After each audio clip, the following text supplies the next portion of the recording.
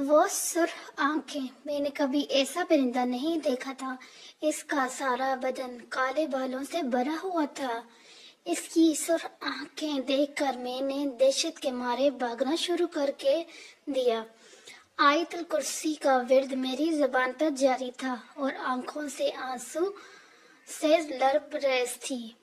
दिसंबर का महीना चल रहा था। सर्दियां अपने जौबन पर थी। दूर दूर तक हर चीज ने सफेद चादर तान रखी थी।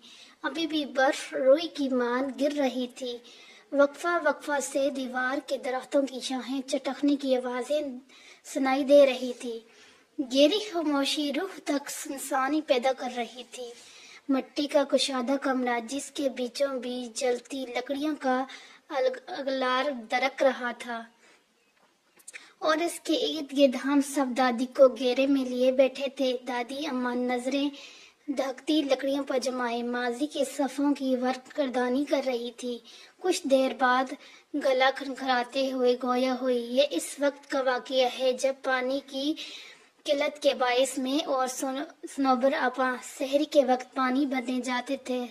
सनोबर आपा मुझसे उम्र में काफ़ी बड़ी थी। सनोबर आपा कभी अजान से पहले और कभी अजान के फौरन बाद पानी भरने के बर्तन ले आती और हमारे घर की दीवार पर बर्तन से ज़रमें लगाती। चूँकि मेरा बिस्तर दीवार के साथ होता इसलिए मैं फौरन उठ जाती, अपने बर्तन उठाती और बाहर आ जाती। हर तरफ गहरा अंधेरा छाया होता था और गिदरों की दिलखरेश आवाज़ें दिल छोड़ देती थी। दिल में ढेरों खौफ लिए हम सच सच कर कर कदम बढ़ाए जाते थे।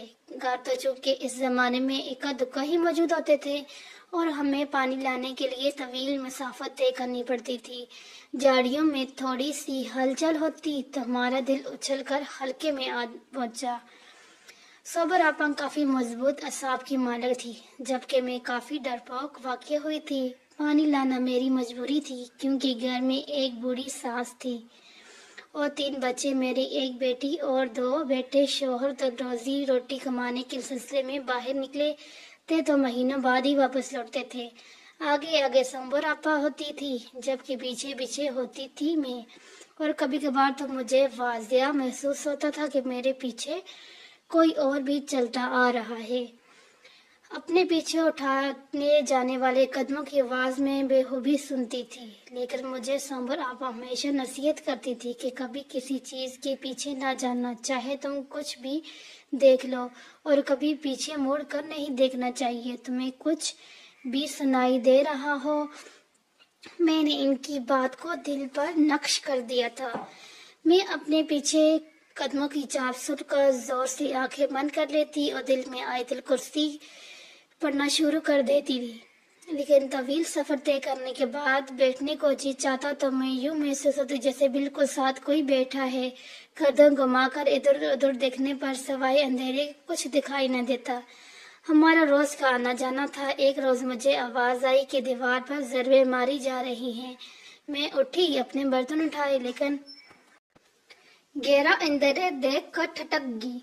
मुझे यूं महसूस हो रहा था जैसे आधी रात का वक्त हो।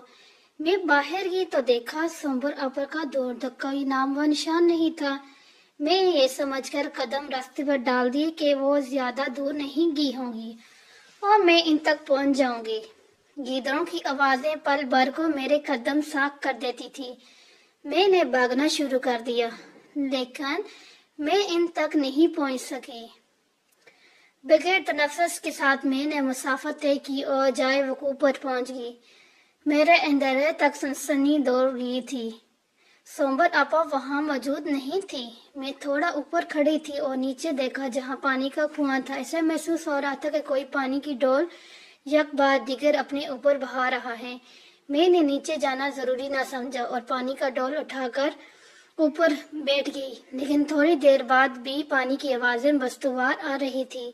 मुझे अजीब व गरीब ख्यालात आ रहे थे और पानी की आवाज से अजीब सा खौफ महसूस हो रहा था।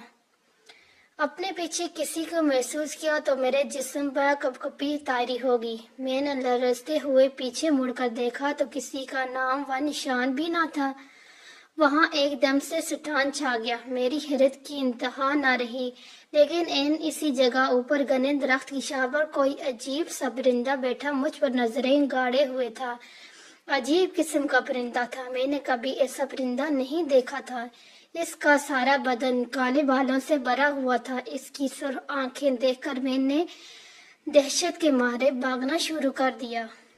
आयतुल कुर्सी का विर्द मेरी जबान पर जारी था और आंखों से आंसू से लबरेज। मैंने 1 मिनट के लिए भी रास्ते में रुकना मुनासिब नहीं समझा और अपने घर के पास पहुंचकर दरवाजे की तरफ हाथ बढ़ाया ही था कि इसी वक्त सोमबर अपने घर का दरवाजा खोलकर बाहर निकल आई। इनके पास डोर भी था और मैं दरवाजे का बट खोलना चाह रही थी, लेकिन अपना तवाज़ुन बरकरार न रख सकी और बेहोश होकर गिर गई। आंख खुली तो देखा इर्द गिर्द सब जमा थे। सोमबर आपा के घर के सब अफराद भी बैठे थे। मैं पानी के लिए आवाज दी तो सब लबक आए। थोड़ी तबीयत बहाल होने पर मालूम हुआ कि आज चौथा रोज था और मैं मुसलसल बेहोशी की हालत में थी। मैंने इस रोज का वाकया सबकी गोश गुजारा तो सोमबर अपन माथा पीट कर रहेगी और बोली, जैसा तुम कह रही हो ये दुरुस्त है, तो हम इसको मौजू ही समझेंगे कि तुम जिंदा सलामत लौट आई हो। मैंने रब का शुक्र अदा किया। आज भी बदन भर सनसनी तायरी हो जाती है जब कोई इस पानी की आवाज और इस अजीब व गरीब परिंदे की आवाज, परिंदे के बालों भरा जिस्म आंखों सामने आ जाता है। उसके बाद मैं कभी भी कुएं की तरफ नहीं गई।